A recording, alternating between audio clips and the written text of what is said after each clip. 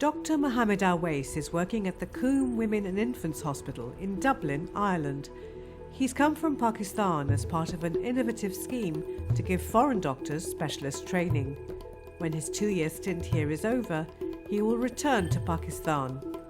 As per my contract, I have to go back home after completing 2 years of training and get my fellowship degree and try to implement good things, positive attitudes over there in Pakistan.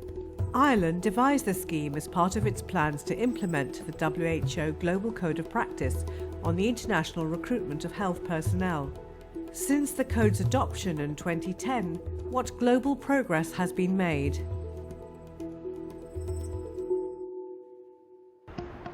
Dublin, the capital of Ireland.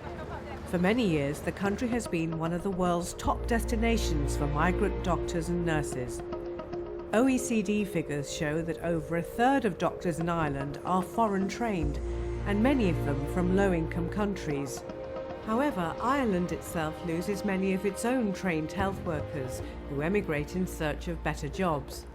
We know that internationally we are particularly dependent on foreign trained doctors and nurses to carry out tasks in the delivery of our health service in a way that's very skewed compared to the rest of the world. We know that within the OECD, I think we're the country with the second highest dependency for overseas trained doctors and the highest dependency for overseas trained nurses. The demand for healthcare workers in every country of the world is rising phenomenally. We anticipate that with the aging populations, with the emergence of non-communicable disease, that there will be a requirement for increase in the quantity, quality and relevance of the health workforce. International recruitment in a more ethical manner. The International Medical Graduate Training Initiative is a 2-year programme where trainees come from the training programs in Pakistan. While they're here, they're still registered with the college in Pakistan. Their training here is recognised by the college, so we're not prolonging their training. And then ultimately what we're hoping is that they will go back to their own country and that we're not depriving that home country, in this case Pakistan, of a really precious asset. I've learned most of the things which we only used to read in books and literature.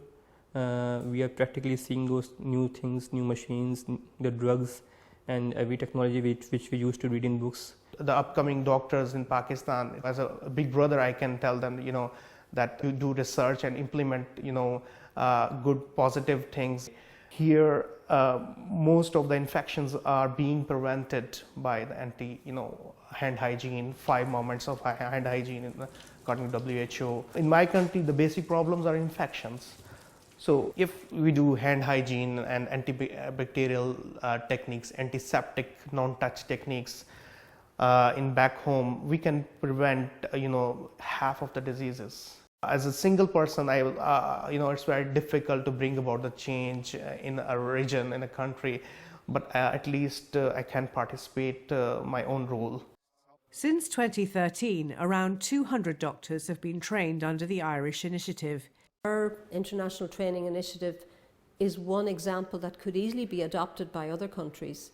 I think the important thing is that there is an active approach taken at a policy level, at government level, innovative approaches which can ultimately be shared then by other countries, and that's why we're very proud of this training initiative that we have introduced and very happy to share our learning with other countries who might find it beneficial to them. Likely to be of relevance across countries and regions. I love my patients, I love my my job, I enjoy my job, I enjoy my patients as well. So responsibility as a as a national of Pakistan, responsibility as a doctor, and responsibility as a human being. We have to struggle every time to bring about positive changes in the environment where we are working.